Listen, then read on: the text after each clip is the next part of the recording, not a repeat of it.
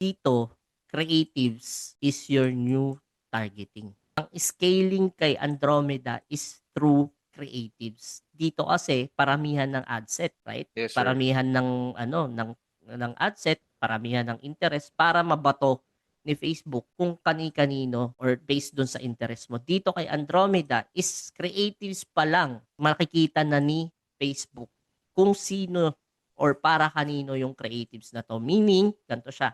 Ang nangyayari dito is 1, 5 to 10 ad set. 1, 1, 5 to 10. Yan siya. Meaning, 1 campaign, 1 ad set, 5 creatives. 1, 2, 3, 4, 5. Paano yung setup dito? Paano yung strategy dito? 'Di ba dito sa old method naglalagay pa tayo ng interest per ad set? Lalagay natin, Yes, sir. mahilig sa Opo. cars, mahilig sa insurance, mahilig sa ganito. Dito, Okay po. broad lang siya. Wala siyang interest, naka-advantage plus lang siya.